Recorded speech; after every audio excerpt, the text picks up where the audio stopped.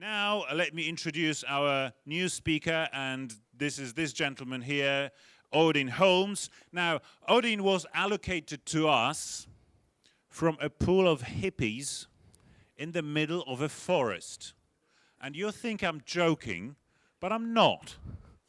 And he spent most of his career designing electronic circuits and programming microcontrollers in assembler. And one day, after Odin shot himself in the foot, a friend of his introduced him to C++, and then a serious addiction followed. Odin has authored, as a consequence, many proof-of-concept libraries in the embedded field and is trying to revolutionize this domain. So in his day job, on the one hand, he teaches people how to shoot themselves on the foot less and get more from the compiler. And the title of his talk today is Boost.tmp, your DSL for Metaprogramming, and this is part 1 of 2. Let's give a warm welcome to Odin Holmes.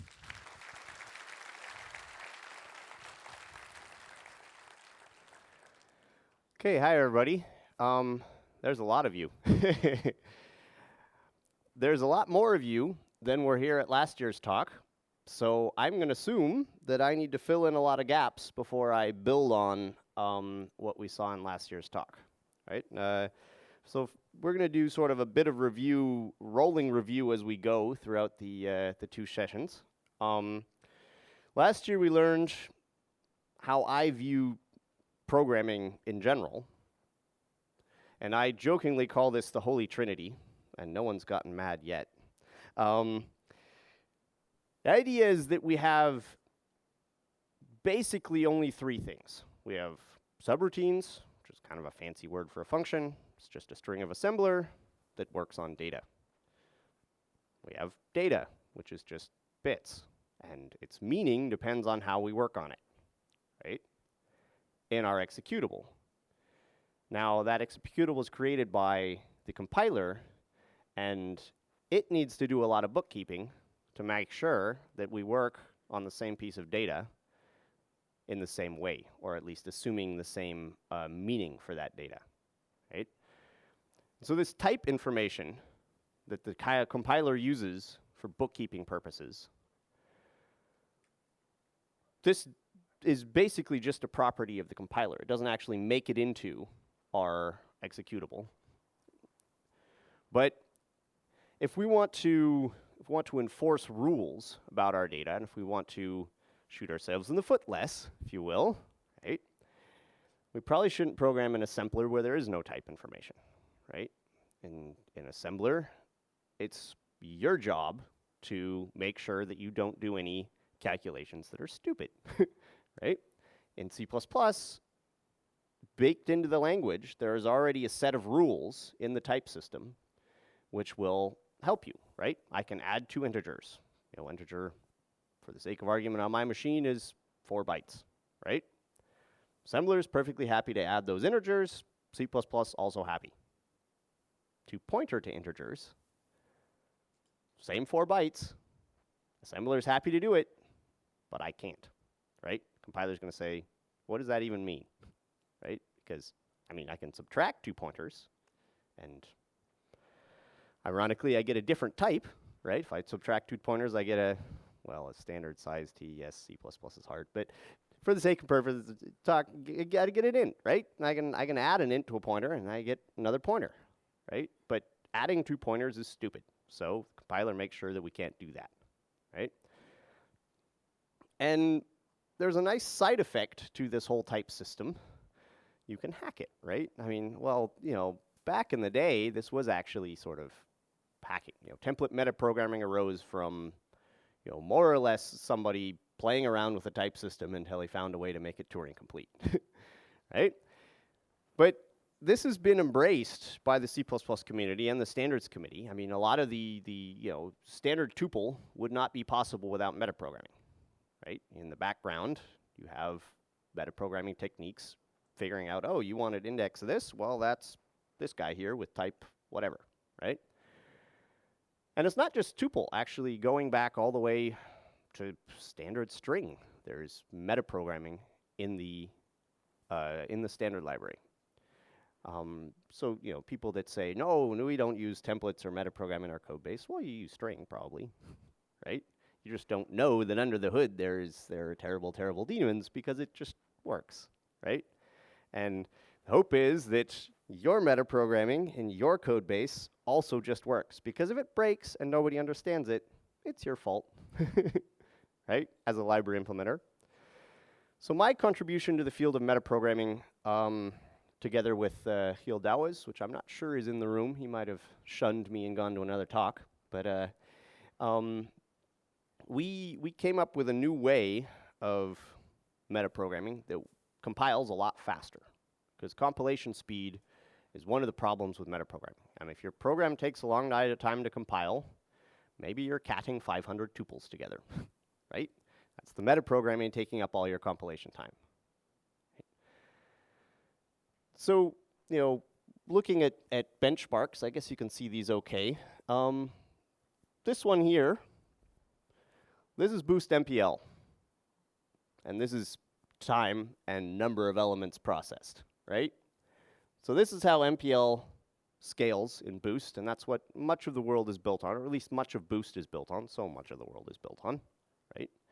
And this is a filter algorithm, right? And then we have, you know, the next faster thing in Boost is HANA.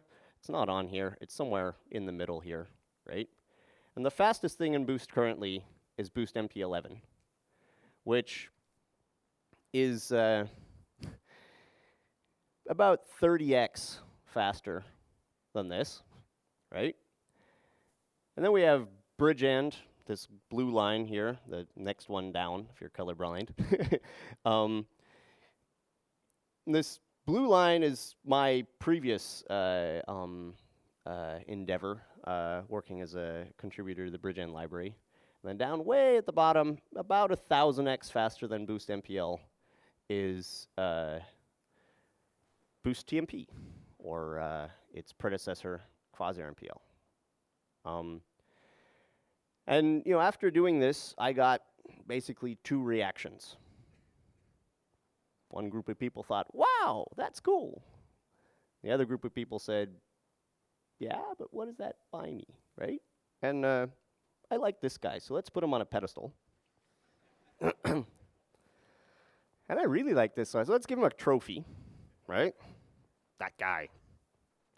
Problem is, the other guy's right, and not just about my drawing ability.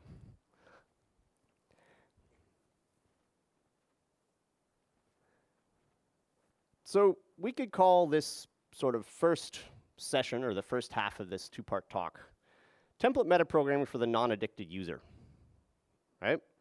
I mean, you know, somebody who's working with TMP because they have to, and not because they like to play it as a video game, right? Because you know, we came up with sort of benchmarks of the compiler and what is fast relative to other things. You know, SFINAE is much faster than calling an alias. So in our library, we've moved things towards calling aliases more and finding ways to do that rather than instantiate types. And this has actually changed. That's how we've achieved sort of this. We're doing the same operations, just in a way that, for the compiler, is a lot more efficient to do.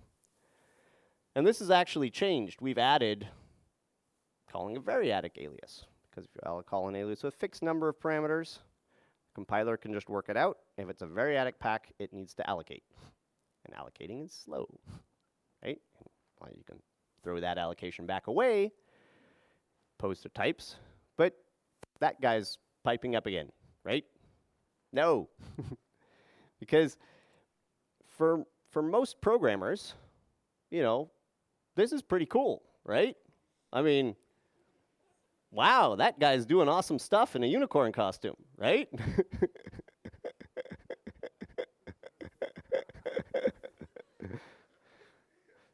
But how has that helped me today, right? It hasn't. So what's the most common metaprogramming feature? What do you guys think? Right? I don't have sort of Google's analytic ability to, check the world, but my money's on enable if. Right? Enable if is probably the most common metaprogramming feature in use. Who here uses enable if in their code base? Quite a few. So enable if, for those that didn't raise their hand, here comes the best description ever. It's the way to induce SFINAE. That helps you, right?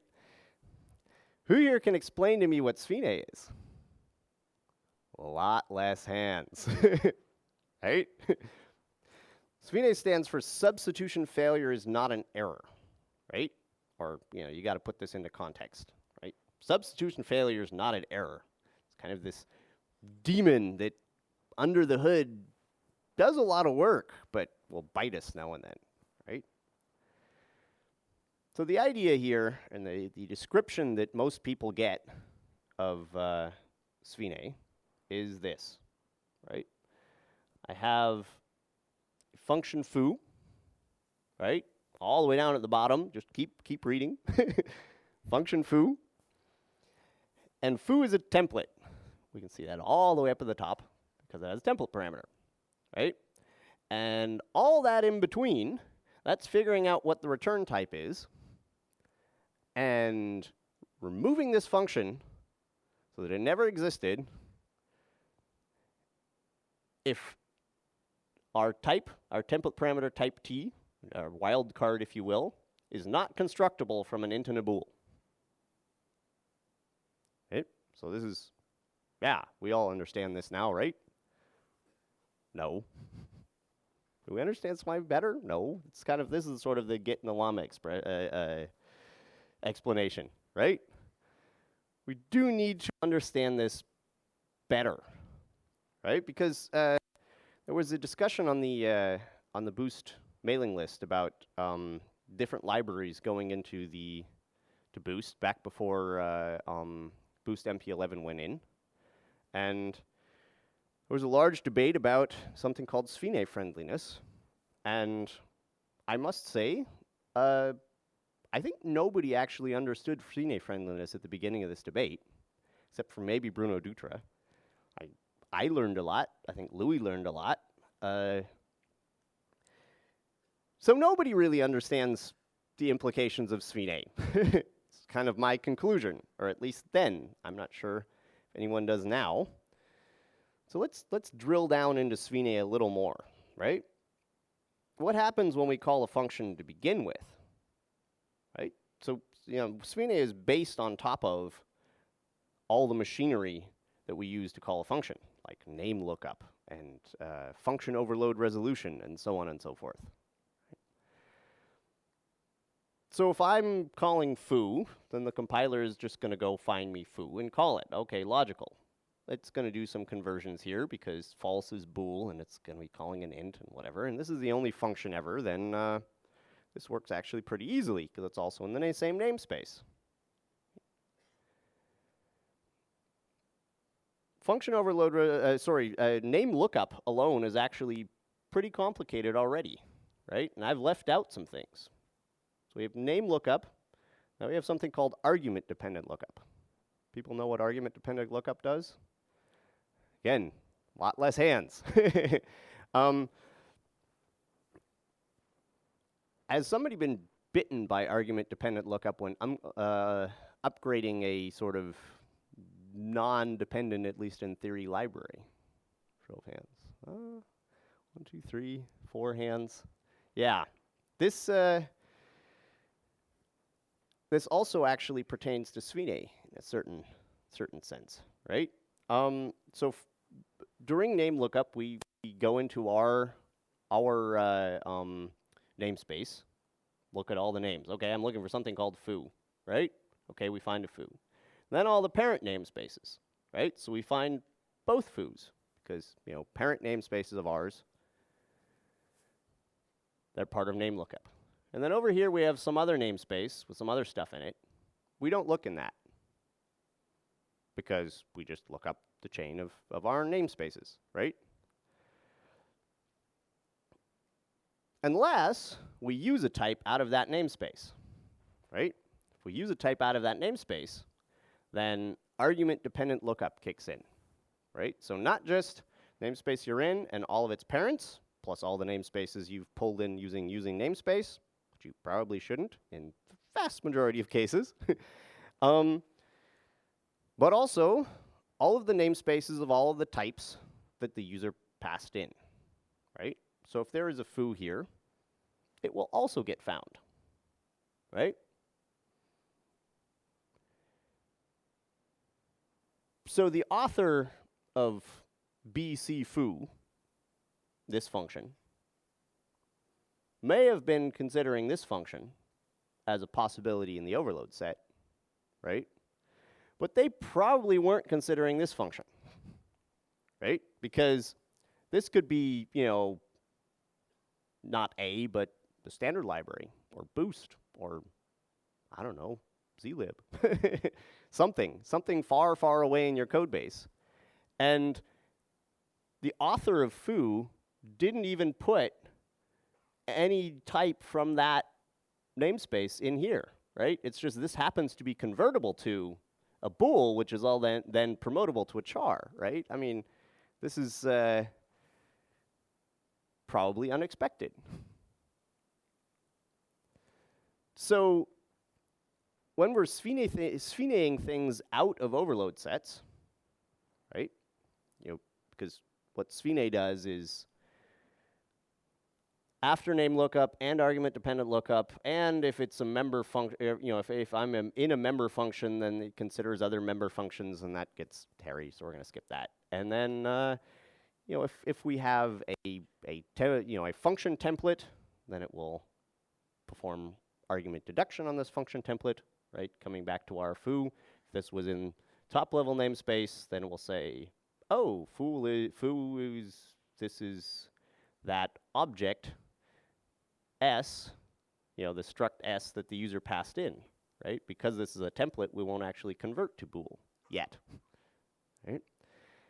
But we will also be pulling in that namespace's functions. But luckily, you can't construct an S from an int and a bool. So this meta function here, this type trait called isConstructible, this will return false. And so enable if will throw this out magically, right? So this function is going to SFINAE away in this case, right? And we often have patterns where we will be SFINAEing away one function and expecting another function, which is a slightly worse match, to be taken instead of this function that we SFINAEed away. And that is actually super dangerous. Because as soon as a function is a slightly less perfect match, then everything that ADL dragged in could be a better match. Right? And it could be a better match in the future, right? Like you write this code, you unit test it, everything works, and then you upgrade some library or somebody else on your team. It's always their fault, right? Somebody else on your team upgrades some library somewhere, and then new stuff gets dragged in via ADL, and it might SFINAE to something else, right? So do we understand SFINAE better now?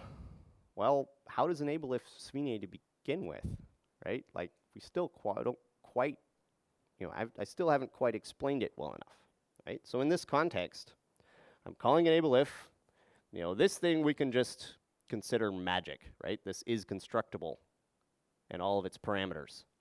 This is just returning true or false whether or not this thing is constructible.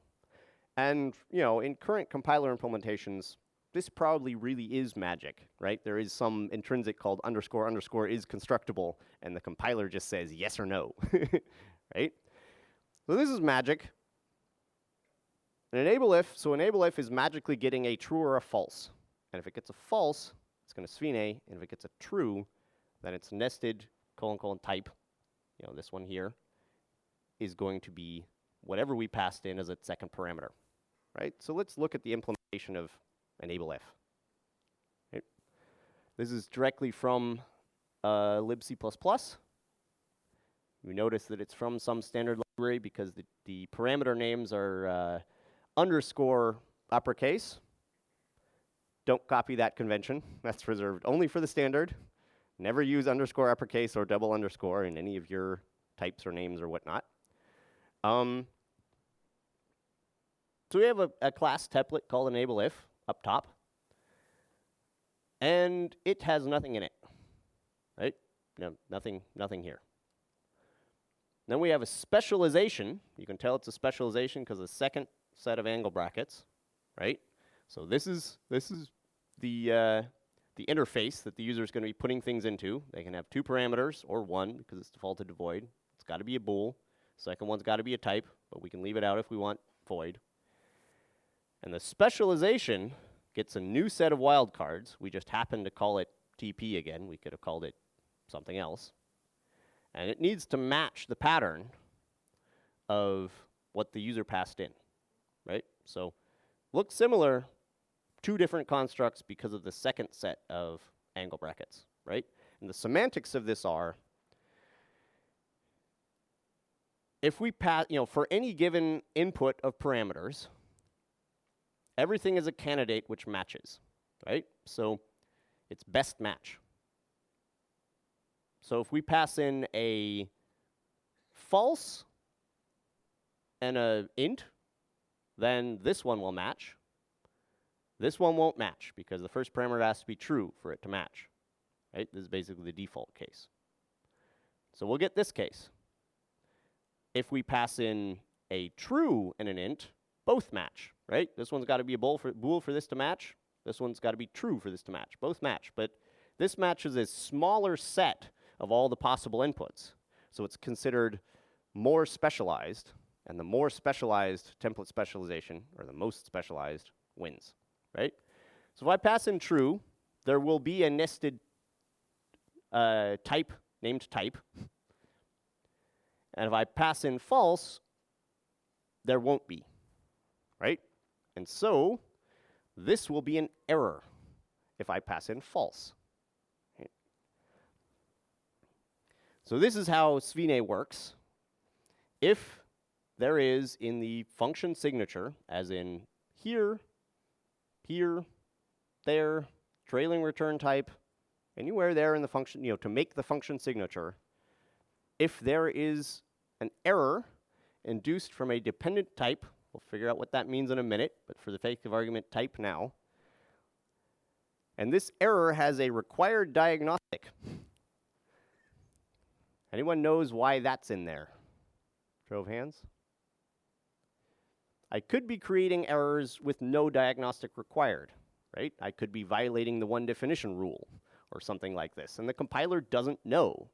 I mean, the one definition rule says if you have 2 things in different translation units that have the same mangled name, the same name for the, if you don't know what a mangled name is, it's a magic name, they must be the exact same thing, right? Because you could inline one of those functions for the sake of argument, and the inlined version should be the same as the non-inlined version. And if it's not, your program explodes, and it's your fault.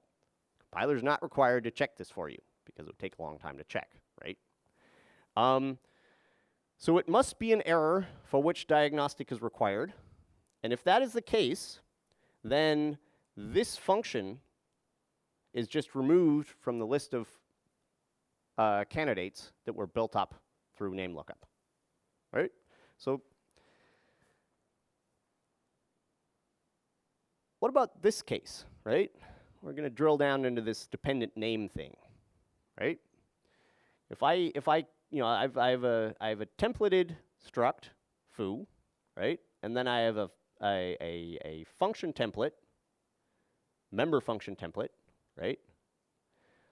And then maybe I have a fallback, right? So I have a bar that's templated and a bar that just takes anything, right? And the ellipses is basically the lowest on the list of overload resolution priorities, right? So we're only going to take that one if all the other ones don't match, right? So if we call this function and the templated bar survives SFINAE, then we're going to call that one, and if not, we're going to call the other one, right? So if I call it like this, well, I'm passing int in as the t up there, right? And int is certainly constructible from int, so that's going to return true. So the templated bar will not SFINAE away, and everything will be awesome. If I say int pointer, then int pointer is no longer constructible from int. The problem is it won't SFINAE. It will give me a hard error. Why? Anyone want to? Okay, one guy. Yeah. It will SFINAE. It will give me a hard error because the type t is not a template parameter to the instantiation of bar. It's a template parameter to the instantiation of foo, right? So the colon type at the end of enable if does not depend on a template parameter in this instantiation, right?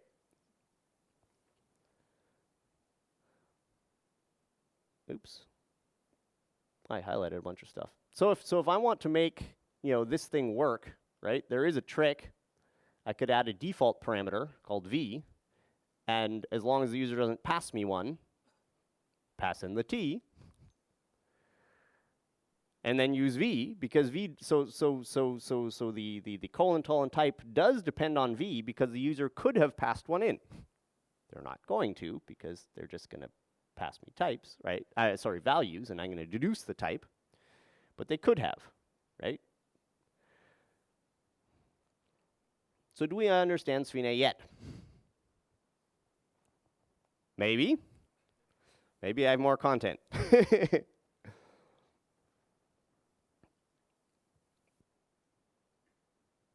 So there are also type traits which themselves SFINAE, right? And there are metafunctions which SFINAE, and your metafunctions probably SFINAE, at least some of them, right? The question is that what we want, right? This is kind of the essence of the Boost metaprogramming library debate. Common type will give me a common type, as in, the type that was returned by the ternary operator if you return two different types, or the user can specialize it. The idea is, if I pass you in a type A and a type B, then you should, if this were not foo, but I don't know, add, then you should give me a type back, which could be either of those types, right? Or greater than, or whatever, right? So in this case, if there is no common type, then we probably do want to SFINAE this thing away, right? And that's why the standard is specified in such a way that we do SFINAE this thing away if there is no common type, right? The question is, what if I had a hypothetical metafunction which took a function template as its first parameter, did some magic things with its input, and then at some point in the guts of that metafunction called common type, and it's SFINAE'd. Should I propagate this SFINAE removal all the way up to the top level and remove the function? This is known as SFINAE friendliness, right? So if a library is SFINAE friendly, then if you cause a SFINAE error anywhere in the inner workings of that library, it will bubble up, kind of like an exception, if you will. It's kind of a bit of an analogy, right? It'll bubble all the way up to the top level and then remove that function from the overload set, right? Now, if we look at sort of candidates that people are thinking about in Boost, they're pretty split. Boost MP11 is SFINAE friendly in almost all cases. I'm not sure that's in the documentation because it's far, at least, when I looked a year ago, it wasn't in all cases. Eric Niebler's Meta is SFINAE friendly in almost all cases. Also not documented which are which. Bruno Dutra's Metal was kind of the intellectual experiment of, can we actually make a truly SFINAE friendly metaprogramming library and make it performant? And then on the other hand, there's Louis Pana, which just ignores the problem, essentially. We might give you a hard error, might give you SFINAE, not documented. And quasi-MPL and bridgeend, and boost.tmp would go in that category, because it's essentially a rewrite of MPL with the same paradigms. Until I started to look at this, right? So I did come up with a different solution that's not even either of these, which we'll get to later. The question is, which one do you want, right? I mean, most people land in one of the two categories and say, oh, obviously I want SFINAE friendliness. Or the other one, oh, obviously I want speed rather than SFINAE friendliness. The problem is, when you start to think about it, most people change their mind about 3 or 4 times. Because what if you caused SFINAE because of a programming error, right? What if it was not actually a context where you had a fallback, or if one function SFINAE'd, the next best match would be, you know, a good candidate? And how do you know how far SFINAE is going to actually propagate, right? I mean, we have sort of modern style of programming now, right? We have trailing return type where we can just reduce to return type. And so maybe I wanted to reduce the return type and propagate SFINAE, or I just wanted to reduce the return type. We don't know the user intent here, right? So most people say, oh, SFINAE friendliness, that will give me better errors. Not so much in many cases, right? So if I call a function like this, just call another function like this, you know, with the trailing return type and deducing the return type, another function like this, another function like this, and some large overload set, and something SFINAE'd, that's going to propagate to way somewhere else, and I'm not going to understand my error message, because it's going to tell me, you know, in this library, 5 function calls down the call stack, I couldn't find a candidate, right? Or it might actually find another candidate, which is definitely not what you expected, and compile and then just do something different because of your programming error somewhere, right? I mean, this is potentially nuclear, right? I mean, coming back to the whole sort of ADL problematic, somebody, you know, it might actually work, and then somebody upgraded a library somewhere, and suddenly your whole huge chain of SFINAE is different because their function gets pulled in through argument-dependent lookup. Right? So SFINAE is actually kind of like exceptions, right? Was a good idea at the time. Further we drill down into it, further language matures, we start to find bunch of chinks in the armor there, right? I mean, if we want to come up with a different way of dealing with SFINAE, we actually can draw inspiration from the current static exceptions proposal, right?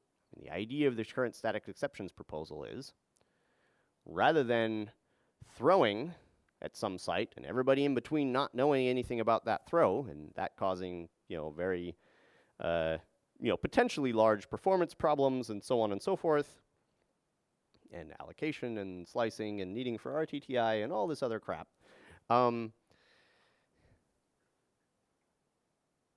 If we could throw essentially a SFINAE failure or SFINAE die, and then propagate that through the return type of that function, right?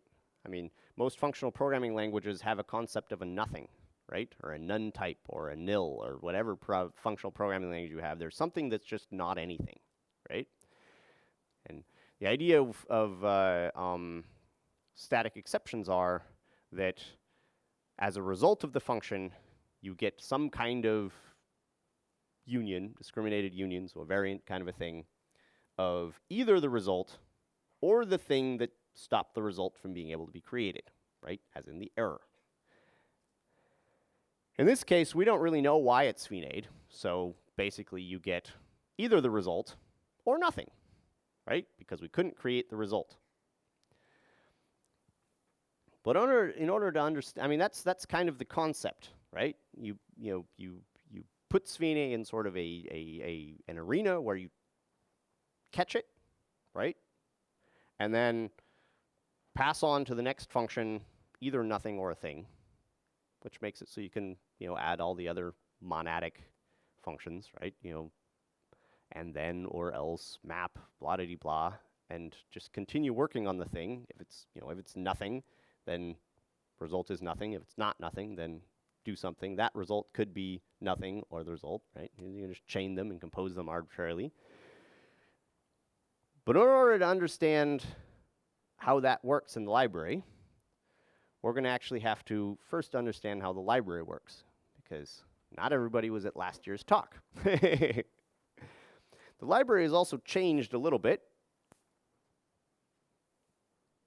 So here's sort of one of the very, most basic operations in a metaprogramming library. I'm calling a meta function, right? Except in our library, you don't call a meta function by saying reverse and then putting all the parameters in here. Because we work, rather than with meta functions, we work with something like a meta closure, right? It's kind of like a meta lambda, if you will, right? It has a capture of fixed parameters. They go in here. And then it has a function call operator kind of a thing, template metaprogramming equivalent, and that gets past all the parameters. And in order to be able to do that, you put it all in a call, and it calls this with those parameters, right? That's the idea. So we want to look at sort of how calls implemented. Well, in Quasar MPL, this was how that was implemented. Every meta closure has a nested alias template called f, and we pass that thing all the parameters, right?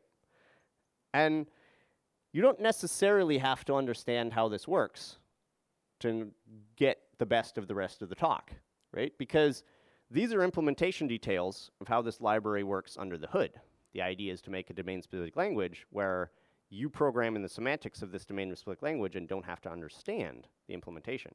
And in boost.tmp, in the rewrite, we actually took it a step further and said, you can't even rely on the underlying implementation. It may be different depending on your compiler, right? So if we want to make a legacy mode for Visual Studios, we can make it work very different under the hood. Then you get the same DSL, and in the background, we do things very differently, right? Going forward, we also have the potential of speeding up a lot. Once we get new metaprogramming facilities, we can just reflect on this meta closure, figure out what it does, and then do that in the new metaprogramming, because we specified can't rely on anything in the implementation, right? But just for shits and giggles, let's look at the implementation, right? So reverse takes one parameter defaulted to identity. We'll look at what that means and what that is later. We didn't pass anyone in here. And has a nested alias called f, which takes a variadic pack of input because you can reverse any size of list, right? And then it's going to select which of the implementation operations, the actual workhorses that do the reverse. It's going to select based on the size of the input pack. In other metaprogramming, we usually specialize on size of input packs, but because we're using aliases, right? F is an alias, because it's faster, we actually have to decide, okay, which piece are we doing? If I have an empty input pack, I want to choose one. If I have one in my input pack, I probably want to choose another one. If I have, 10,000 in my input pack, I probably want to choose one that's going to bite off a larger size every time, right? So if I look at, a couple of examples of this implementation under the hood, I have a bunch of different specializations of this reverse impl. And on the previous slide, this select reverse const expr function will select the right one for me for every recursion. And I will bite off a certain amount of input parameters, right? In this case 2, in this case 4. I will reverse them and then call myself again, right? And this is basically the pattern on which most of this library is built, right? We have aliases, which call other aliases, and which alias gets called is selected by specialization of the enclosing class template, but because none of the parameters are actually in the signature of the class template, we create very few class templates and a lot of alias calls. And the reason why that is faster is the compiler has to remember absolutely every type you ever create. It doesn't have to remember anything about alias calls, right? So there's some big hash table somewhere in the compiler that has every type that has ever been instantiated. And although theoretically, the larger a hash table gets, it doesn't still constant time. However, in practice, you have more hash collisions because there is no perfect hashing function. You have more cache misses because things are spread out more in memory. And the compiler just slows down, and eventually you're probably going to run out of RAM, right? I mean, this, the number of types created is basically the hard upper limit on how much stuff you can do in template metaprogramming, right?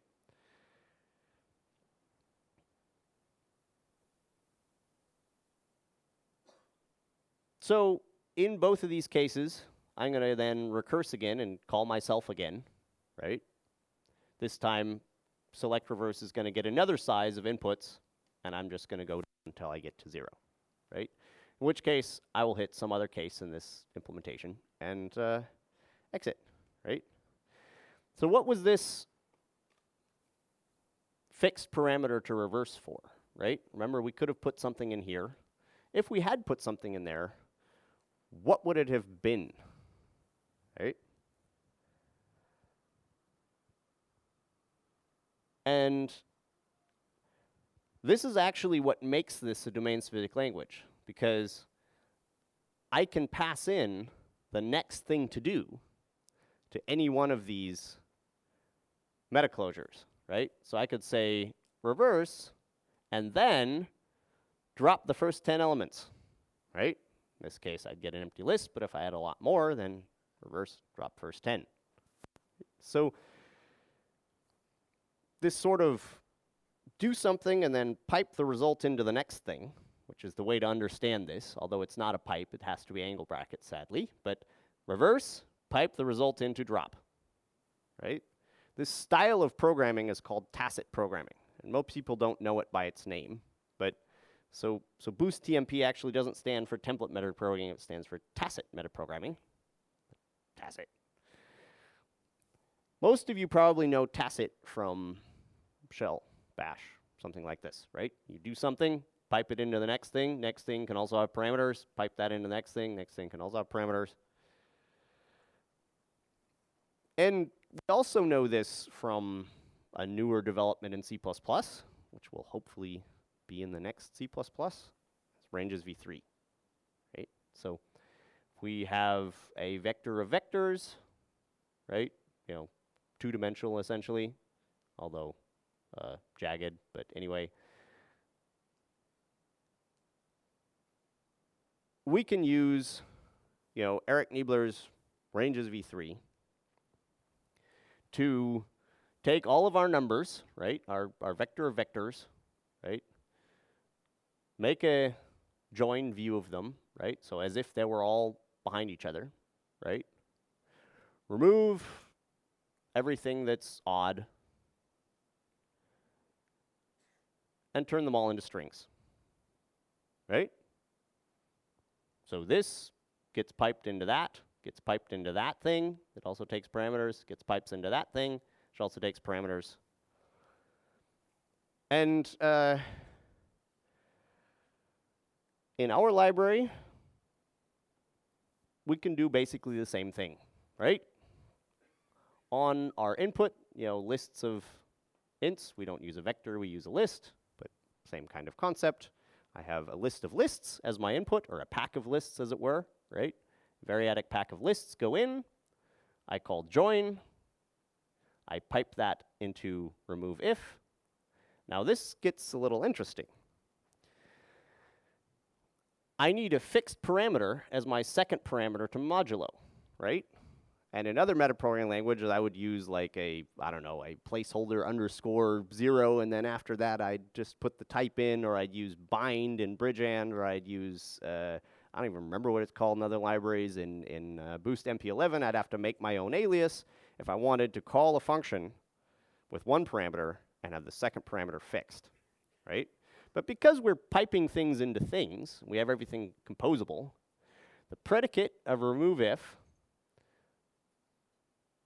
is a pushback of our fixed parameter, 2, right? So I get one parameter passed in every iteration of remove if. So every element that I look at, I get that element, and then I push back second element, and then I pipe that into modulo, right? So I can have fixed parameters in just a composable way, right? Now modulo will return, 1 or 0 because it's modulo of 2, and we're going to test if it's 1, right? Now, is also has a last parameter, right? The last parameter in every call is the thing that it gets piped into. But this is defaulted to identity. So this will break the chain, right? Chain starts here, remove if, passes this in. Here the chain's broken and it returns the result. If I wanted to say is not, I don't actually have to make that function. I can just drop a not underscore into here. So I'm piping the result into the not, right? And so this is the predicate to pushback, right? To remove if, this whole thing from pushback to the closing angle bracket. And that whole thing gets piped into transform, right? Transform underscore is just like normal transform. Every element gets a functor called with its element. And the functor to that is toString. Now, toString is not part of the library. toString is a composition of bits that we built. But looking at time, I think we're going to open up questions and look at the implementation of the meta toString after the break.